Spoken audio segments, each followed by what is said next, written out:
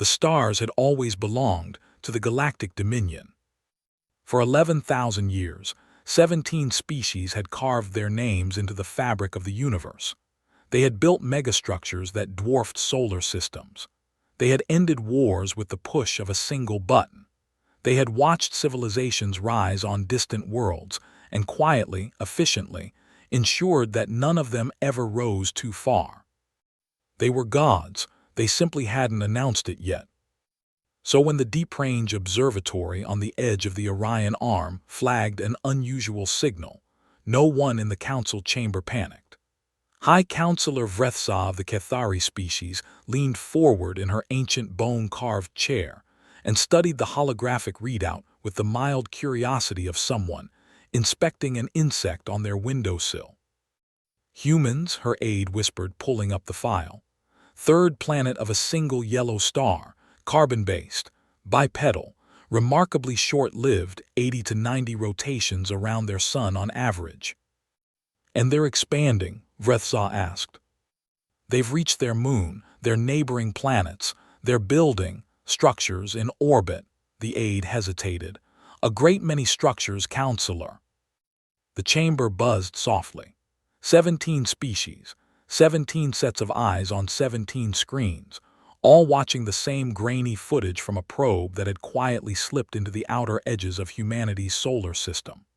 The footage showed orbital platforms being welded together by humans in pressurized suits, their movements efficient and fast, their radio chatter filled with something the translation algorithm initially couldn't classify. It took 3 passes before the algorithm identified it. Laughter.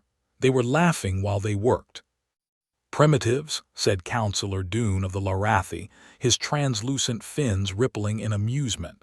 They've barely mastered basic propulsion. Send a diplomatic warning vessel.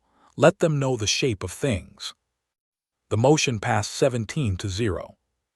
Fleet Commander Bossuk was given the assignment. He considered it an insult. He was a veteran of the siege of Marin IV. He had burned a rebellion on 3 worlds, and now they were sending him to wave a flag at a species that still used chemical rockets. He took 12 ships, far more than necessary, he thought. The fleet jumped into the outer edge of the Sol system on a Tuesday, though Bossuk did not know what a Tuesday was. He spread his ships in a wide arc, broadcasted the standard Dominion declaration of sovereign territory on all frequencies, and waited for the primitive response. He waited 6 hours. Then his sensor officer made a sound no one in that bridge had ever heard him make before. A soft, involuntary click, the Cathari equivalent of a sharp intake of breath. Commander, the officer said slowly, I'm reading. Contacts, multiple contacts. They were not there before. Bossuk stood from his chair. What do you mean they were not there before? I mean they were not on sensors before. They are on sensors now. A pause. They are between us and the inner system, all of them. How many? The officer's console flickered. The numbers changed again. He looked up, and his expression was something Bossuk had never seen on a soldier's face. Fear. All of them, Commander. The battle lasted 47 minutes. Dominion records would later classify it as a contact incident because no one in the council could bring themselves to use the word defeat for something so total. Of the 12 ships Bossuk had taken into that system, 12 were destroyed, not disabled, not captured, not forced to retreat. Destroyed. No bodies recovered. No wreckage in recoverable condition. The probe they sent to investigate found only a faint debris field and, drifting at its edge, a single object. A coffee mug, intact, white ceramic with text printed on the side in English. The translation, when it came back, read, World's okayest warship. The council chamber was very quiet for a very long time. Send scouts, Vrethsa finally said. Her voice had changed. The mild curiosity was gone. The scouts were destroyed before they cleared the outer asteroid belt, faster than should have been possible, faster than anything in Dominion records could explain. One scout managed to transmit 3 seconds of footage before it was taken apart. The footage showed a human vessel pulling alongside. A human face appeared briefly in the cockpit window, looking directly at the probe. The human was smiling. The council watched that footage 7 times. Nobody spoke. Then old Admiral Kethmara, 70 years in service, survivor of 4 wars, the only Dominion officer who had ever spent time studying predator-class species up close, stood slowly from her seat. "I told you," she said, her voice barely above a whisper. 20 years ago, I submitted a report. I said this species was different. I said they needed to be studied, not dismissed." "Your report was filed," Dune said stiffly. "It was filed in a drawer," Kethmara replied. She looked at the frozen image on the screen, the smiling human face. "That species didn't defend itself. It hunted us." She turned to face the room. "And we just told it we exist." The silence that followed was the loudest thing any of them had ever heard.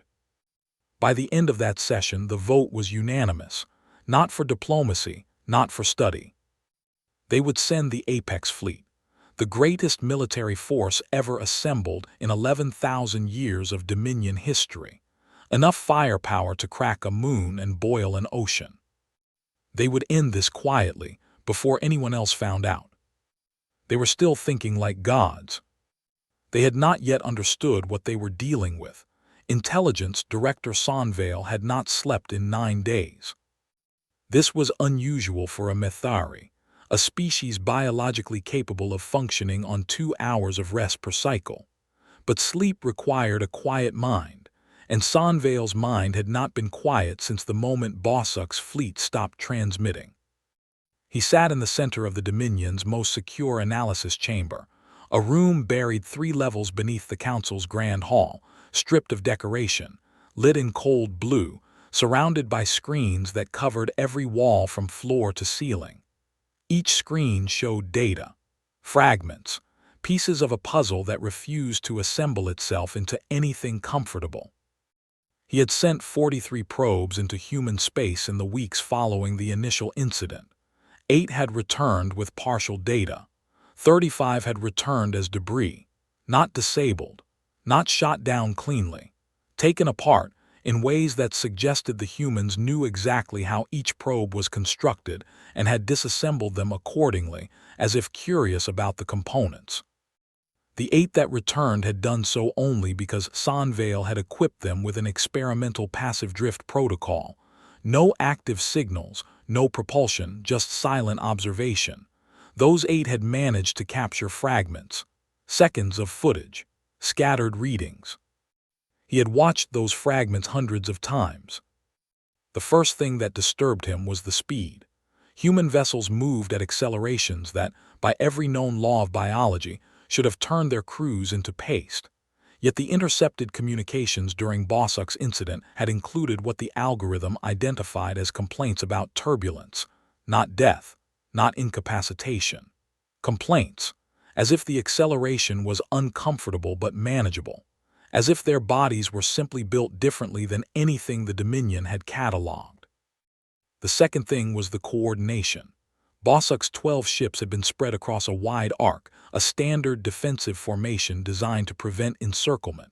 The humans had encircled them anyway, not gradually, not through maneuver, all at once as if they had known the exact formation Bossuk would use before he had used it. Sonvale had cross-referenced Dominion tactical doctrine archives. That formation was classified, 11,000 years old, never shared outside the Dominion. He'd been staring at that detail for 3 days. The third thing, the thing that had truly stolen his sleep, was something he hadn't reported to the Council yet because he wasn't sure they'd believe him. Or worse, that they'd panic. One of the surviving probes had captured 14 seconds of footage from inside the debris field of Bossuk's fleet. In those 14 seconds, a human vessel had passed close enough for its hull markings to be visible. Standard Dominion protocol was to analyze hull markings for military classification, unit identification, threat level. The analysis had come back with an unexpected result. The vessel was not a warship. According to every measurable parameter, mass, drive signature, hull composition, weapon profile, it was a cargo hauler, a civilian transport vessel. Modified, yes, clearly modified, with weapons arrays bolted onto its frame with a pragmatic lack of elegance. But underneath those modifications, it was fundamentally a truck. Humanity had destroyed 12 Dominion warships using a truck. Sonvale had gone over the data so many times the numbers had started to feel personal. He kept arriving at the same conclusion, the one he desperately wanted to be wrong. They hadn't sent their warships to meet Bossuk's fleet. They hadn't needed to. His door chimed. He didn't look up. "The council wants a briefing," his assistant said from the doorway. "Tell them I need another cycle." "Director, they've already authorized the Apex fleet deployment. They want your intelligence summary before the fleet launches." Sonvale finally looked up. His eyes were red from the blue-screened sleepless days. "They've already authorized it." Unanimous vote. High Warlord Sakin has accepted command. Sonvale stared at the screen in front of him, the frozen image of that cargo hauler, bristling with improvised weapons, cruising calmly through the wreckage of 12 Dominion vessels. "Did anyone read my preliminary report?" he asked quietly. "The one I submitted 4 days ago." A pause. "I believe it's been queued for review." "It's in a drawer," Sonvale said. His voice carried no anger, just a flat, tired recognition. He stood, straightened his uniform, and picked up his data tablet. He would give the council their briefing. He would show them everything he had found. He would use precise language and documented evidence and 11,000 years of Dominion intelligence methodology.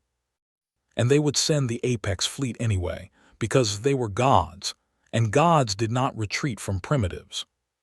He walked out of his chamber, past the screens still glowing with their fragments and debris fields, and that single, impossible cargo hauler. In the corridor, someone had placed a translation of the coffee mug text on a small card and pinned it to the wall as a dark joke. "World's okayest warship." Sonvale did not laugh. He paused, stared at it for a long moment, and thought about what kind of species made jokes about its own weapons. He thought about what it meant that the joke implied there were better ones. Then he kept walking. High Warlord Sakin had a voice that could silence a room without being raised. He was Vrethkai, a species with 4 arms, armored natural plating across their shoulders and chest, and a lifespan of 400 years, of which Sakin had spent 200 in service to the Dominion. He had fought in 11 wars. He had never lost a battle, not a skirmish, not a defensive engagement, not a single tactical withdrawal that hadn't been a calculated choice made from a position of strength. He stood now on the command deck of the Eternal Dominion, the flagship of the Apex fleet, and looked out through the panoramic viewport at the most fearsome collection of warships ever assembled in the history of the galaxy. 4,000 vessels, spread across the mustering point in deep space like a second field of stars, each one a weapon of terrifying precision. 200 heavy cruisers, 800 destroyers, 14 carrier-class vessels, each carrying wings of fighters that alone could have ended most civilizations. And at the heart of the formation, the 3 world-enders. Absolute silence, inevitable dawn, the last argument. Each world-ender was 6 kilometers long. Each had, in the history of the Dominion, been used exactly once, not as a threat, but as a demonstration. Absolute silence had cracked the moon of a rebellious world. Inevitable dawn had boiled an ocean. The last argument had simply been shown to a species on the verge of war, and the war had ended before it began. 3 of them together had never been deployed. Until now. Sakin had read Sonvale's report. He had read it carefully and completely, which was more than most of the council had done. He was not a foolish commander. He respected intelligence work. He'd built half his career on it. But there was intelligence, and there was context. And the context here was 4,000 ships and 3 world-enders and 200 years of unbroken victory. "Transmission to the fleet," he said quietly. His communications officer nodded. Every screen on every ship in the Apex fleet flickered to show his face. He didn't shout, he never shouted. "You were chosen," he said, "because you are the best the Dominion has ever produced. Every ship in this fleet is a masterwork. Every officer is proven. Every soldier has been tested." He paused. "We are going to enter human space, find their military assets, destroy them completely, and return home. This will be clean. This will be fast. And when it is done, no species in the galaxy will question the Dominion's authority again."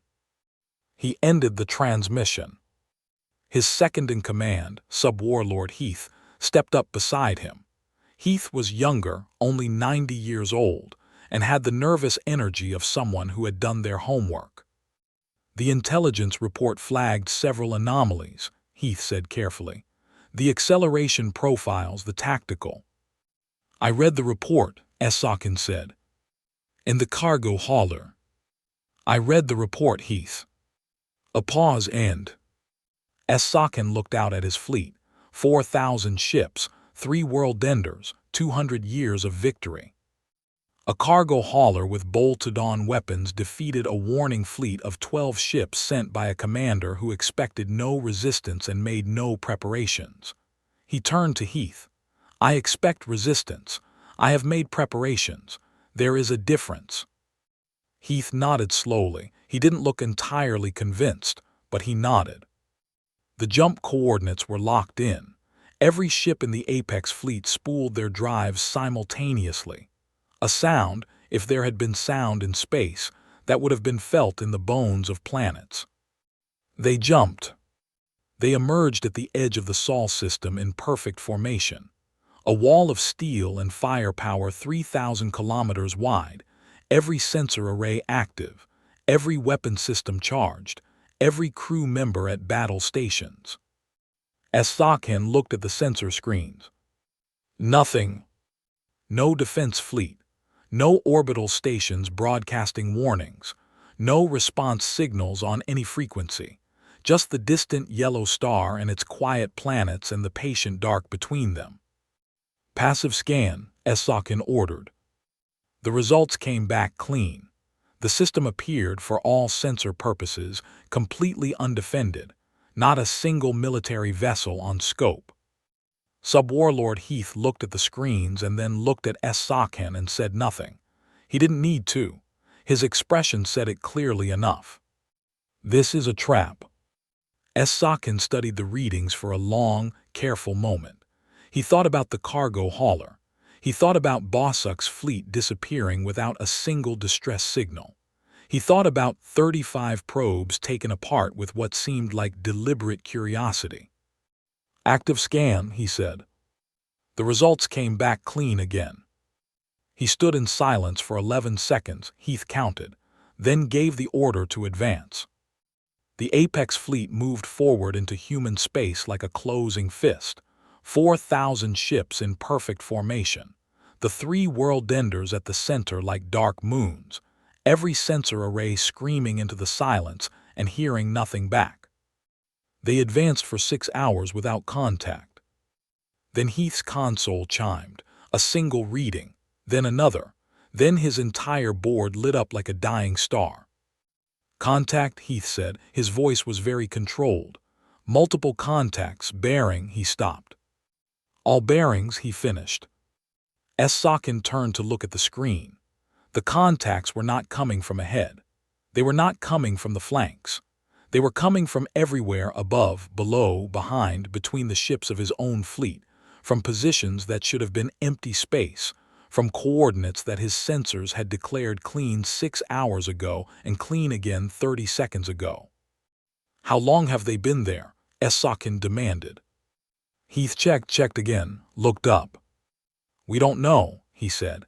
"Our sensors never detected them moving into position." The first human transmission came through on all frequencies simultaneously, not a declaration of war, not a battle cry. The translation algorithm processed it in real time and put the words on every screen in the Apex fleet. "Hello, you've come a long way. We've been watching you advance for 6 hours. We wanted to make sure you were all the way in before we said anything. Just felt polite." A brief pause. "You have 30 seconds to begin withdrawing. We'd prefer not to do this, but we're ready if you are." Esakin stared at those words for a long moment.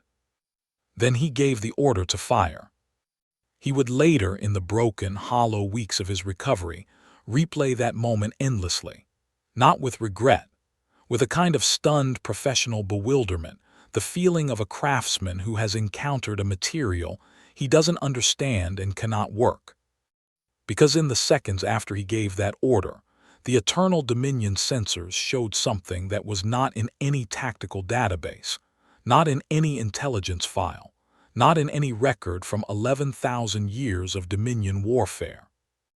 Every human vessel fired at exactly the same moment. Not in response to his order, not after detecting his fleet's weapon charges, before, as if they had known with certainty exactly what he was going to do.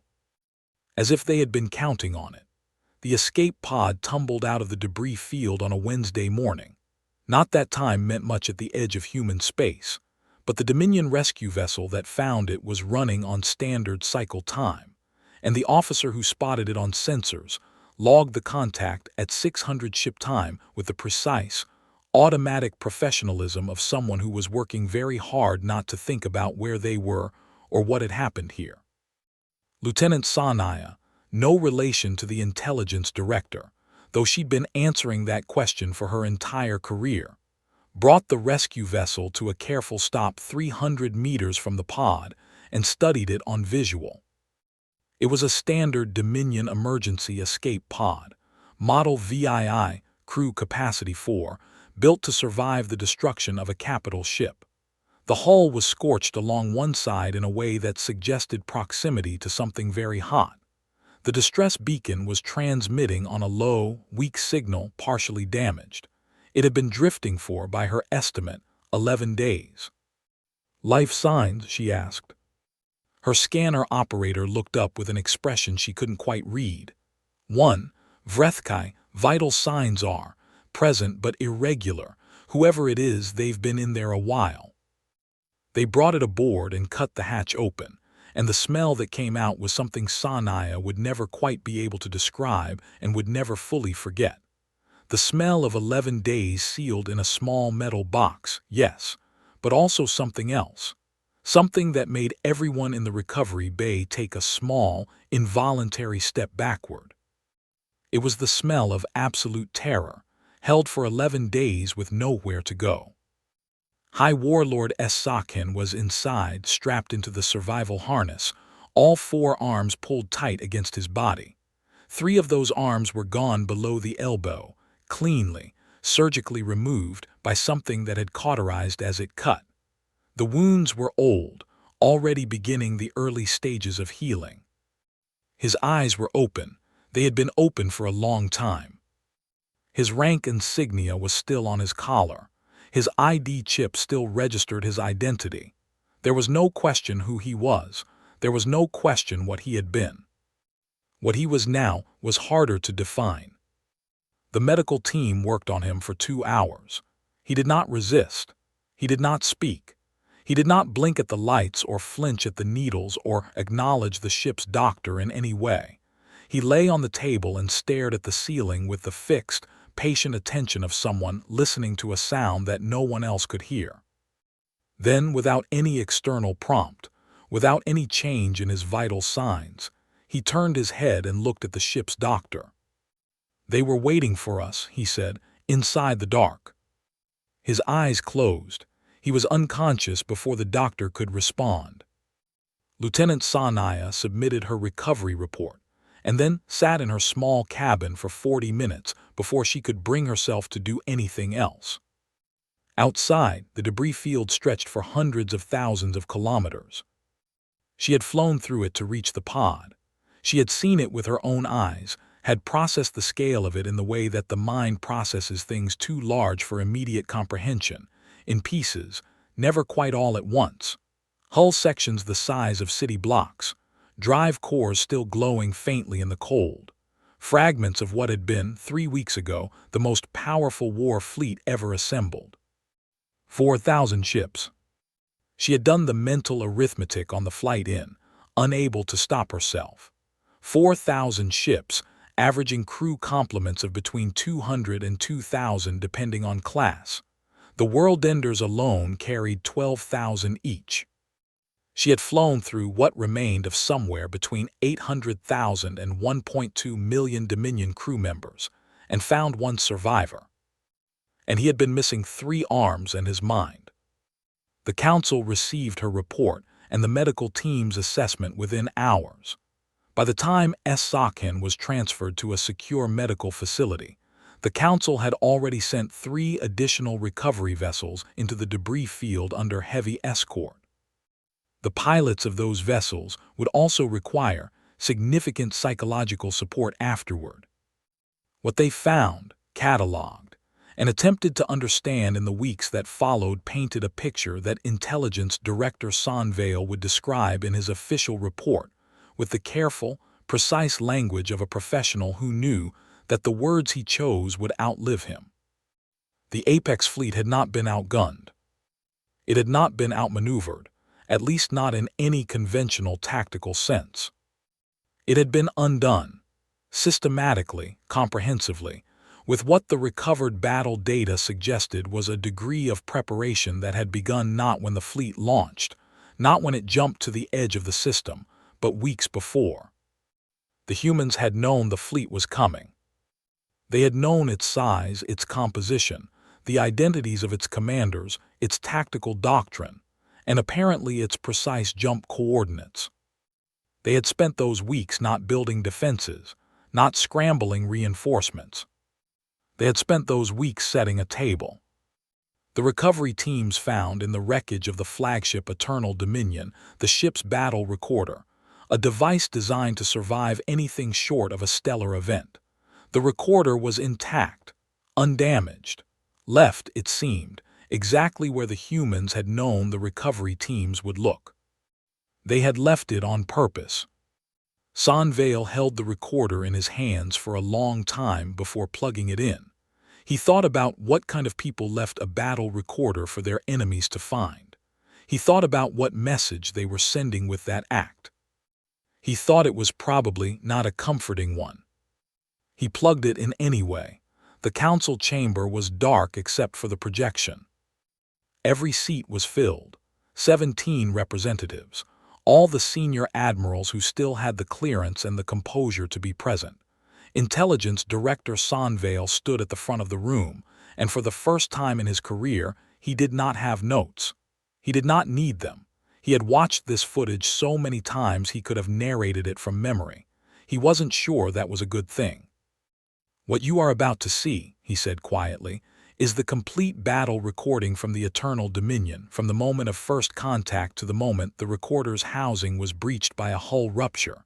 Total footage, 4 hours, 17 minutes. I will show you selected segments. The full recording is available to any council member who requests it." He paused. "I'd advise waiting until you've slept." Nobody laughed. He started the recording. The first segment showed the Apex fleet's advance, 4 hours of it, compressed to 3 minutes of time lapse. 4,000 ships in perfect formation, moving in lockstep with the precision of 11,000 years of military doctrine. Beautiful in its way, a testament to what the Dominion had built.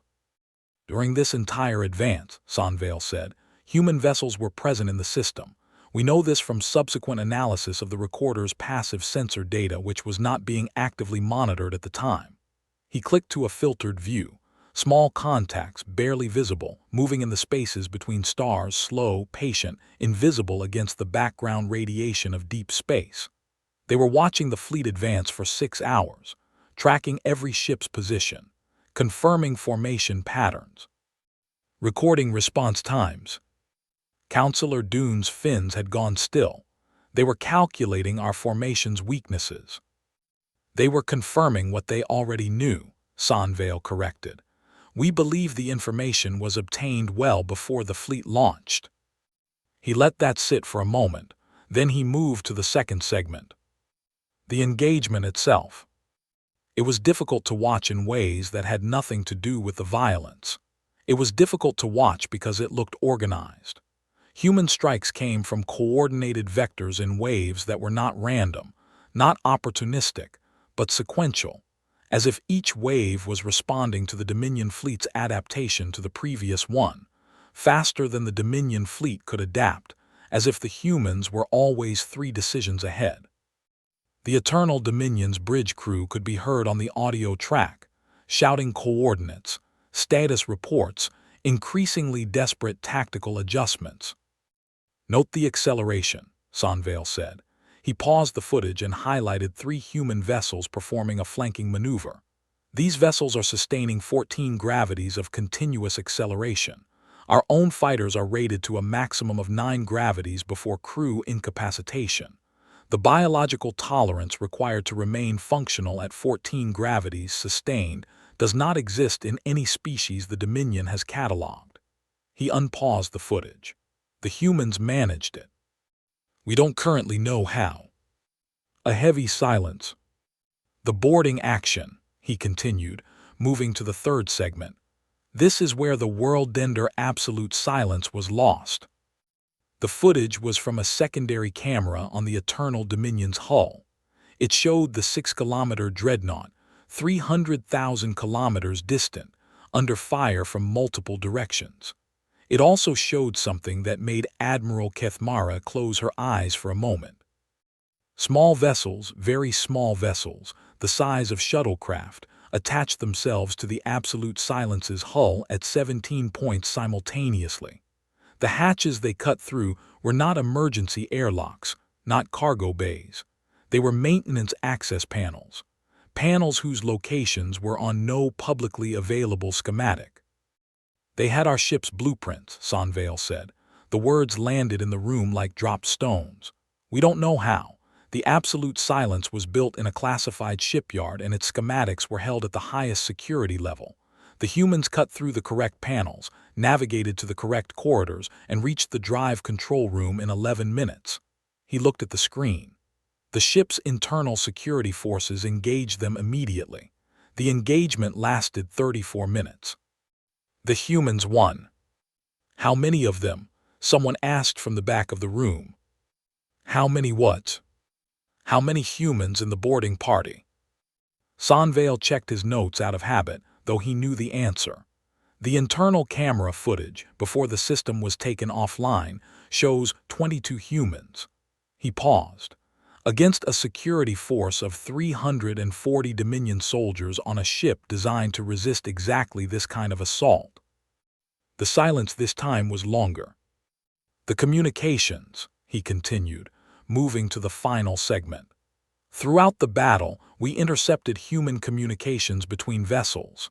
I want to play you a sample of these transmissions because I believe they are, in some ways, more significant than the tactical data."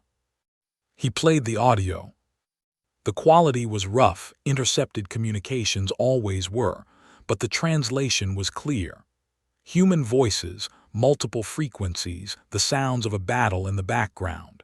And underneath all of it, threaded through every transmission, the thing that had haunted Sonvale since he'd first heard it. Laughter, jokes, brief, quick, bright exchanges between crew members in the middle of a battle against the most powerful armada in galactic history. "Voss, did you just use a cargo container as a projectile?" "It worked, didn't it?" "I owe you a drink." "You owe me several. Watch your 9, by the way." "Got it, thanks. Oh, that one's pretty. Did you see that?" "Focus."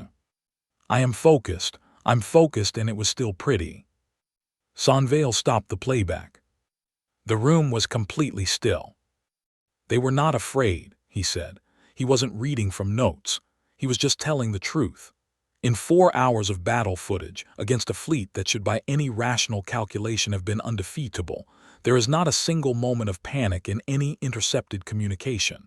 Not a single indicator of fear in any vocal pattern our algorithm can identify. He paused. There is, however, consistent evidence of what the algorithm classifies as enthusiasm. Admiral Kethmara spoke for the first time. Her voice was very quiet. This is what I tried to tell you 20 years ago. This species does not experience conflict the way we do, the way any species we have encountered experiences it. What do they experience? Counselor Vrethza asked. Kethmara looked at the frozen screen. The debris of the greatest fleet in history. 22 humans against 340 soldiers in a narrow corridor. A challenge, she said. They experience it as a challenge, and as far as we can determine, she turned to face the room, they enjoy those. Nobody had an answer for that. Sanvale let the silence hold for a moment. Then carefully he said, there is one more thing. He brought up the final segment of the recorder footage, taken in the last minutes before the hull breach that ended the recording. The Eternal Dominion was already breaking apart. The battle was, by that point, functionally over. A human transmission had been directed specifically at the flagship, not broadcast generally, targeted precisely at the Eternal Dominion's receiver array. The voice was calm, professional, a human woman by the vocal profile. To whoever is commanding this fleet, we have your warlord, he's alive. We've given him medical care. We're sending him back because we want you to understand something. We didn't have to. We're sending him back because we want you to go home and tell the people who sent you that we are not interested in being conquered. We're not interested in being managed, classified, warned, or visited by fleets uninvited. A pause. We are, however, interested in talking. When you're ready, and we understand that might take a while, you know where we are. The recording ended. Sanvale turned off the projection. The council chamber returned to its normal lighting, and 17 of the most powerful beings in the galaxy sat in that light and looked, for the first time in 11,000 years, genuinely small. Ambassador Vane had volunteered for this mission. He told himself it was because he was the best person for the job. His species, the Larathi, were known throughout the Dominion for their diplomatic traditions, their gentle bearing, their reputation for finding common ground in situations where common ground seemed impossible. He had 30 years of successful negotiations behind him. He had ended a border conflict between the Methari and the Dune Collective that had been running for 2 centuries. He was, by any professional measurement, exactly the right choice. He told himself this on the shuttle ride to the transport vessel. He told himself this during the jump to human space. He told himself this during the long approach to Earth, watching the blue-green planet resolve from a point of light to something real and present and startlingly, almost aggressively beautiful. He was still telling himself this when the transport docked at the orbital station. The humans had designated as the meeting point, and a human appeared on the other side of the airlock, and Vane's body simply and completely refused his instruction to step forward. The human was a woman, medium height, dark skin, gray beginning at the temples of her close-cropped hair. She wore a plain uniform, no decorations, no rank insignia beyond a small pin at the collar, and she was looking at Vane with an expression that he, despite 30 years of reading alien faces, could not immediately classify. It was not hostile. It was not cold.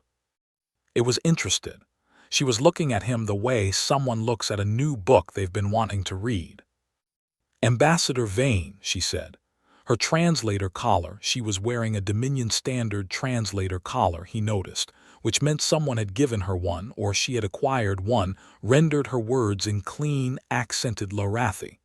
I'm Dr. Yara Osai. Please come in. She stepped back and gestured inward with the easy confidence of someone welcoming a colleague. Not a conqueror, not a supplicant, a colleague.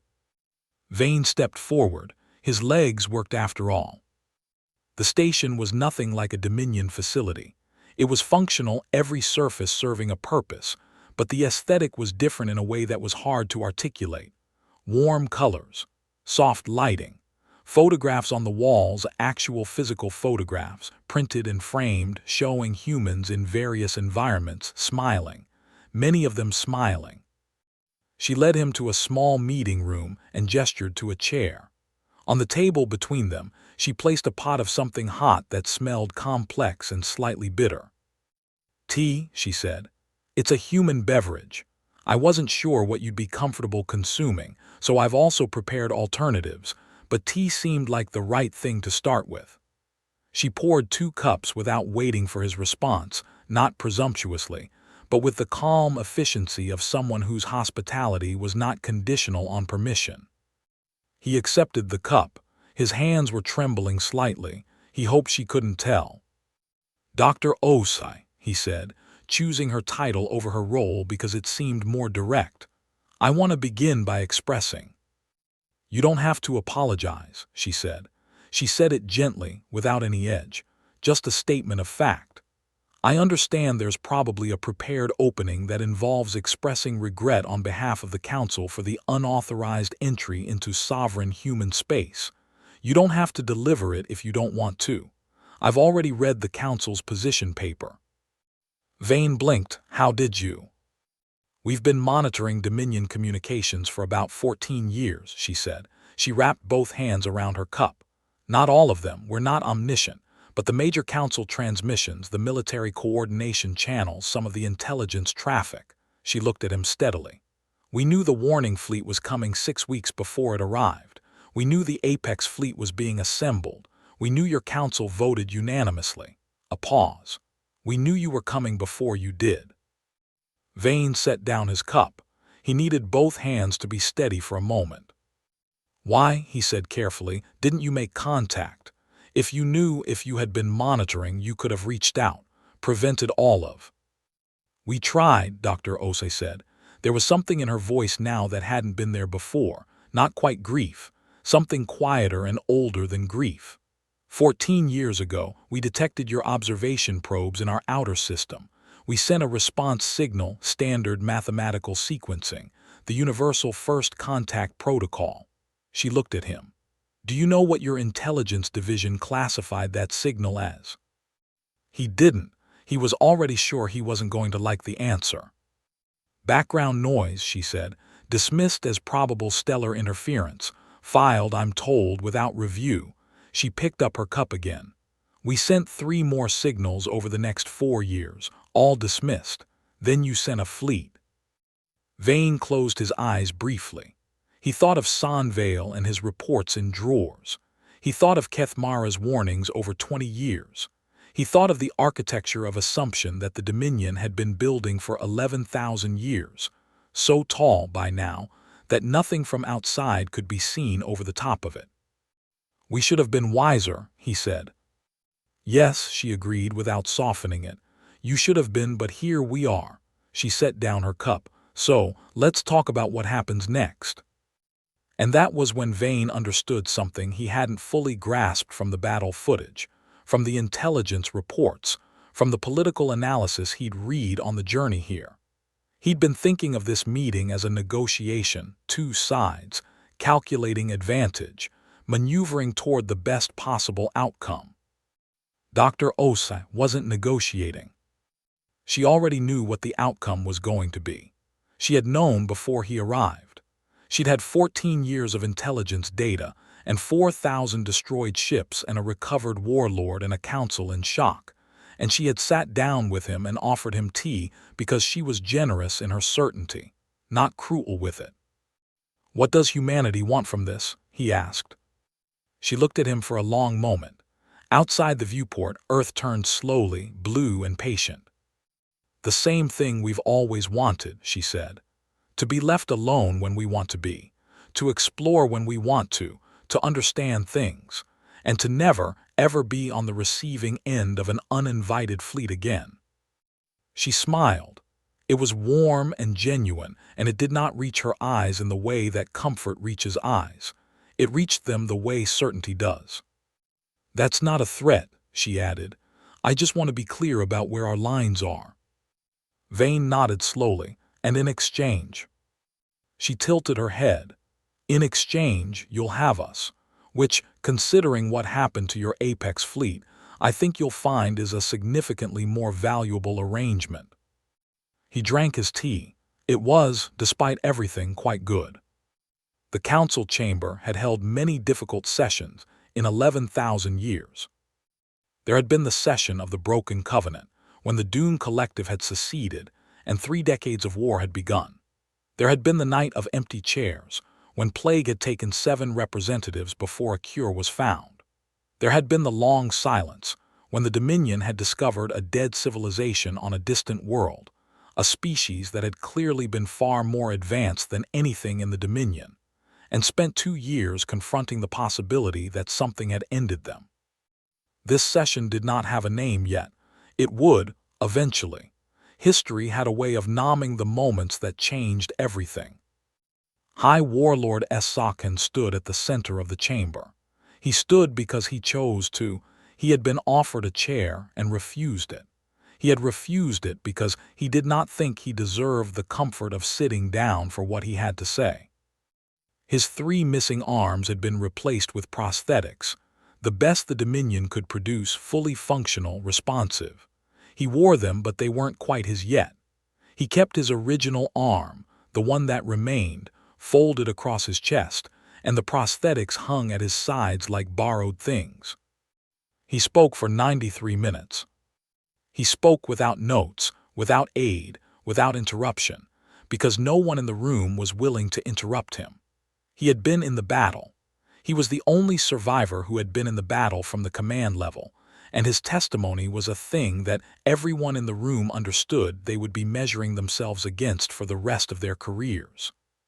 He described the advance, the strange, perfect quiet of the system as they moved through it, the feeling, professional instinct, nothing he could put numbers to, that something was wrong, that the silence was not absence but patience.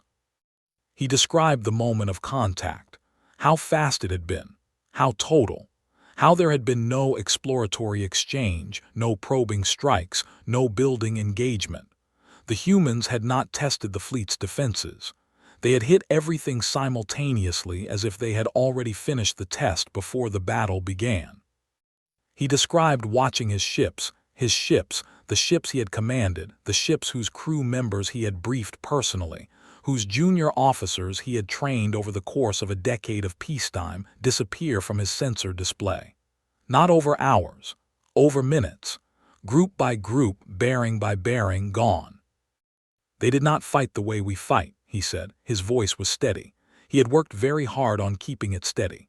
"We fight to defeat. We measure success in objectives achieved, ground taken, vessels destroyed. We advance and secure and advance again." He paused. "The humans fight to solve. Every move they made was a response to a problem. Our formation was a problem. They solved it. Our communications were a problem. They solved it. Our defense lines were a problem. They solved it." Another pause.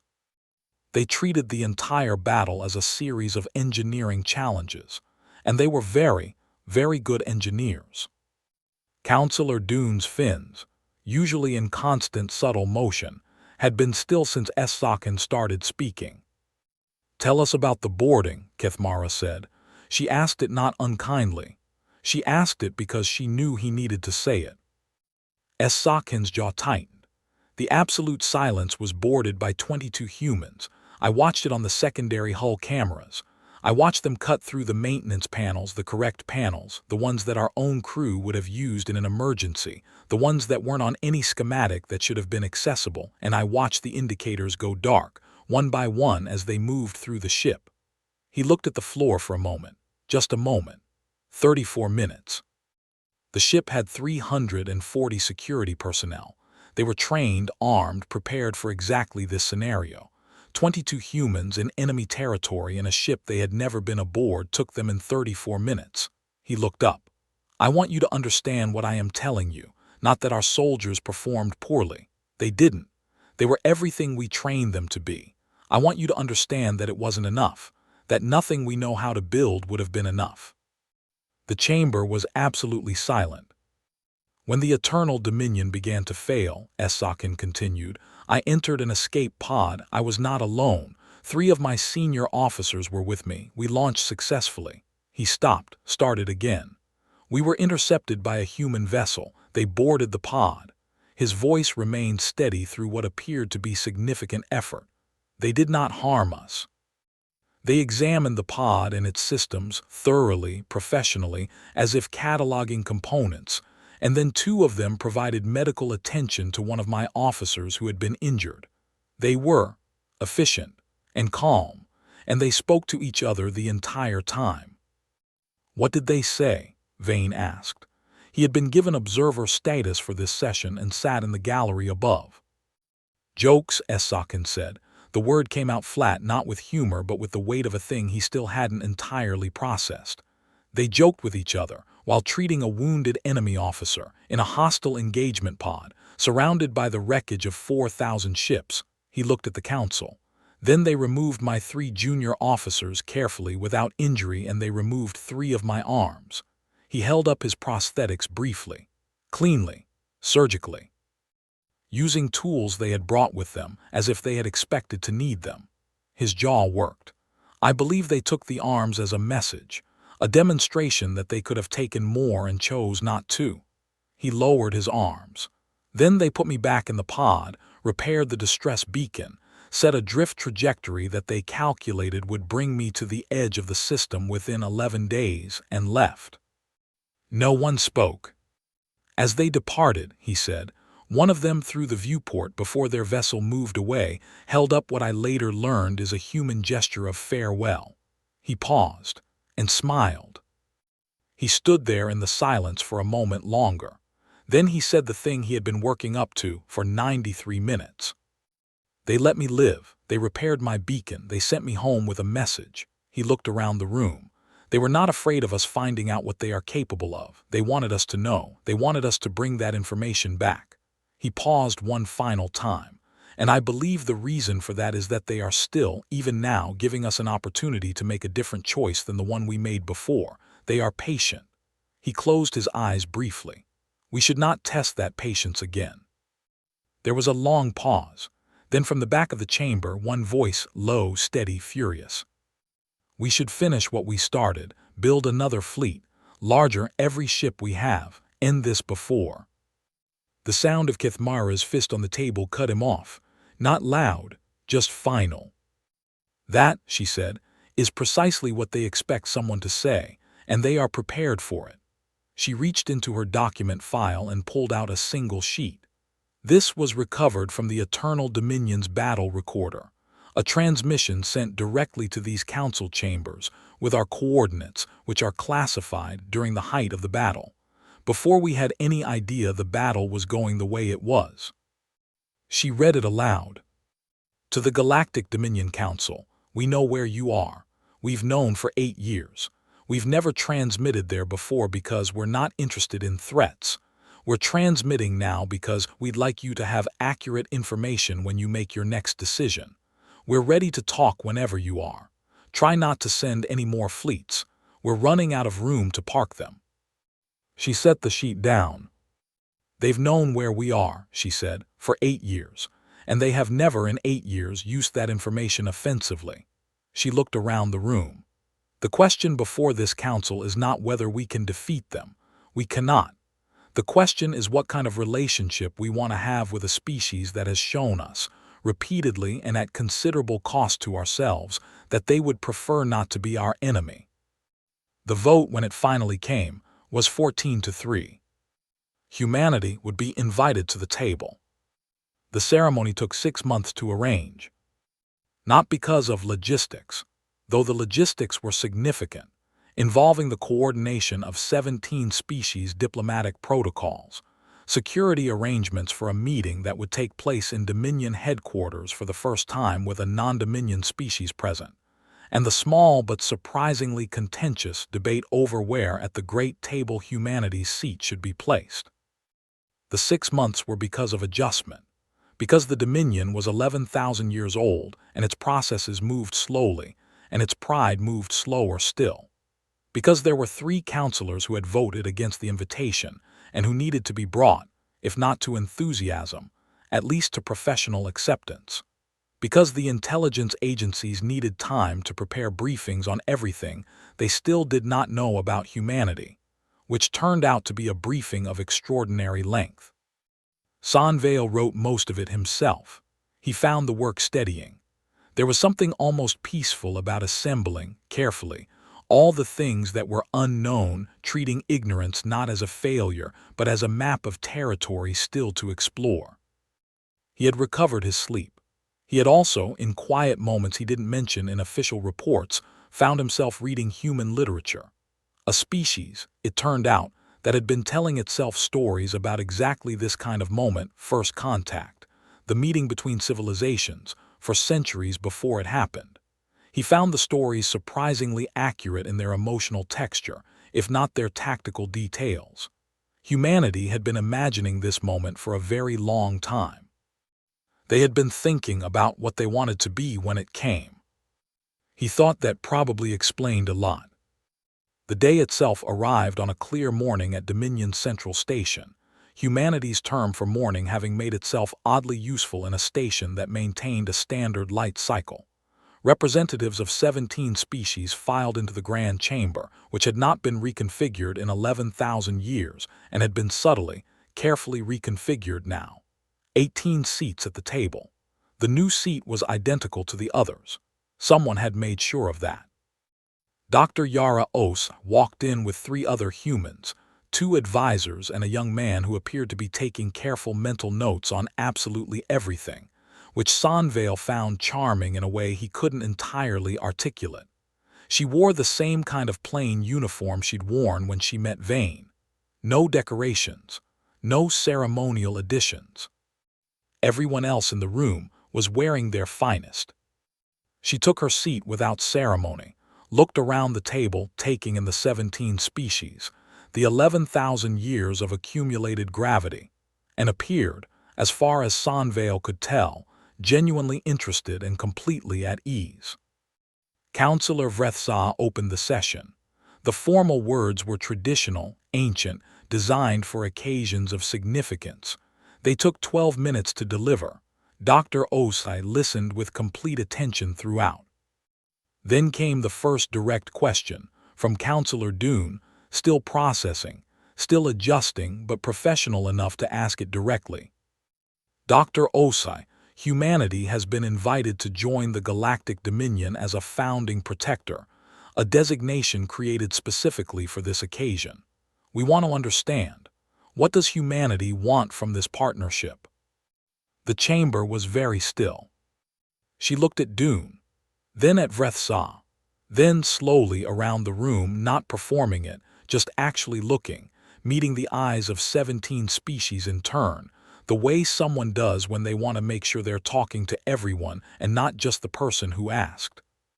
The same thing we've always wanted, she said.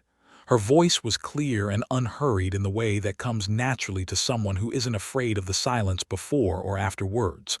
To explore, to learn, to understand as much of the universe as we can before we run out of time. A brief pause. To never, ever be on the receiving end of an uninvited fleet again. She let that last part sit for a moment, not as a threat, as a statement of record. What we're offering, she continued, is partnership, actual partnership, which means you'll find us occasionally inconvenient. We ask questions about things that have been settled for millennia. We suggest alternatives to processes that have worked fine for 11,000 years. We're loud and we're persistent, and we have very strong opinions about things that probably don't matter. The corner of her mouth moved very slightly. But when something threatens this table, when something threatens the species sitting around it, we will be the last thing standing between it and you. You have our word on that. The Kethari Admiral, Kethmara, who had spent 20 years being right about everything and ignored for it, was sitting 3 seats down from Osai. She was watching the human woman with an expression Sanvale had never seen on her face in 20 years of working together. It took him a moment to identify it. Relief. The session continued for 4 more hours. Agreements were outlined. Protocols were established. Questions were asked and answered with varying degrees of comfort on various sides. At one point, the young human advisor who had been taking mental notes leaned over to Dr. Os and whispered something, and she suppressed what appeared to be a laugh with the concentrated effort of someone who did not think laughing in the Dominion's grandest chamber would be appropriate, though she clearly wanted to. San Vale, watching from his seat at the Intelligence Observer's Gallery, found himself thinking about the coffee mug. World's okayest warship. A species that put jokes on its weapons. That laughed in battles. That sent 3 signals ignored by an empire too proud to notice. And then, when the empire sent fleets, did not destroy the empire but corrected it, surgically, precisely, and sent its survivors home. A species that had known the coordinates of the council's chambers for 8 years and had used them to say, "We'd like to talk." He thought about what it meant to have that species at this table, what it meant for the shape of the next 11,000 years. He thought, unexpectedly, that it probably meant those years would be very interesting. Outside the station's viewports, in a slow and unhurried patrol that no one had requested and no one was going to request them to stop, 3 human warships moved through the dark. Not threatening, not displaying, just present the way a hand on a shoulder is present, steady, warm, and very clearly capable of being something else entirely if the situation called for it. Nobody asked them to leave. Nobody was going to. The session ended with the traditional words, ancient, formal, the same closing that had been spoken in this chamber after every significant moment in 11,000 years of history. Dr. Osai shook hands with Counselor Vrethsa, then with Dune, then with Kethmara, who held her hand for a moment longer than protocol required, and said something quiet that wasn't recorded in the official transcript. What she said was, "I'm glad it was you." And Dr. Osai, who had spent years preparing for this moment in every tactical and diplomatic and intelligence-based sense, who had known the outcome before the room was arranged, who was certain in the particular way of people who have done the math from every direction, looked at the old admiral and smiled the first genuinely unguarded smile anyone in the room had seen from her all day. "So are we," she said.